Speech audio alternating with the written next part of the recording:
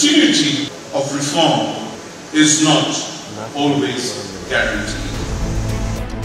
বাংলাদেশ যখন একটি নতুন রাজনৈতিক ভবিষ্যতের পথে অগ্রসর হচ্ছে তখন বিচার বিভাগকে নীতিতে অটল ও দায়িত্বশীল থাকতে হবে বলে মন্তব্য করেছেন প্রধান বিচারপতি সৈয়দ রেফাত আহমেদ।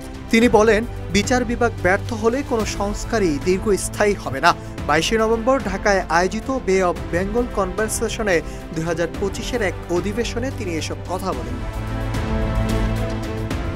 জুলাই গণঅভ্যুত্থানের প্রসঙ্গ তুলে ধরে প্রধান বিচারপতি বলেন, বৈশ্বিক অস্থিরতার মধ্যে 2024 সালের জুলাই আমাদের নাগরিক জাগরণ ছিল বিরল স্বচ্ছতা এক মুহূর্ত। এই ঘটনা বাংলাদেশকে তার সাংবিধানিক জীবনের বিন্যাস পুনর্বিবেচনা করতে বাধ্য করে। রাষ্ট্রের প্রতিটি প্রতিষ্ঠানকে মনে করিয়ে দেয়, আইনের শাসন কোনো আমলাতান্ত্রিক আচারে সীমাবদ্ধ নয়। এটি সেই নৈতিক স্থাপত্য যা বৈধতাকে সুরক্ষা দেয় এমন এক বিশ্বে যেখানে বৈধতাই প্রতিনিয়ত ক্ষয়ে যাচ্ছে।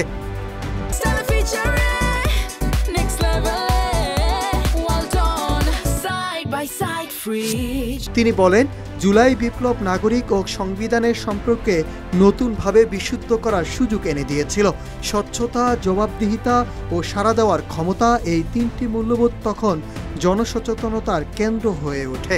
সেই অনিশ্চয়তার সময় বিচার বিভাগ ছিল একমাত্র সম্পূর্ণ কার্যকর সাংবিধানিক প্রতিষ্ঠান যা স্থিরতা ও দৃঢ়তার সঙ্গে দায়িত্ব পালন করে। জুলাই অভ্যুত্থানের পর দায়িত্ব গ্রহণ করা প্রধান বিচারপতি রেফাত আহমেদ বলেন, গত বছরের প্রতিটি রায়কে আইনি সিদ্ধান্তের পাশাপাশি সংস্কারের বীজ হিসাবে দেখতে হবে। এসব রায় প্রাতিষ্ঠানিক সংস্কারের উর্বর মাটিতে রূপিত হয়েছে, এই আশা নিয়ে যে ভবিষ্যতে আরও দৃঢ় সাংবিধানিক সংস্কৃতির বিকাশ ঘটবে। তবে পরিহাস হলো, যেখানে আদালত বিদ্যমান সংবিধানকে রূপান্তরকালীন ন্যায়ের নোঙ্গর হিসাবে পুনর্ব্যক্ত করছে, ঠিক সেখানেই জনগণই ভবিষ্যতের এই সাংবিধানিক পুনর্লিখনের ক্ষমতা বহন করে। বিচার বিভাগকে এই দ্বৈততাকে হুমকি হিসাবে নয়, বরং গভীর গণতান্ত্রিক সত্য হিসাবে গ্রহণ করতে হবে। বাংলাদেশের বর্তমান রাজনৈতিক একটি সংবেদনশীল রূপান্তরকাল উল্লেখ করে প্রধান বিচারপতি বলেন, বিচার বিভাগের কাজ এখন অত্যন্ত সূক্ষ্ম।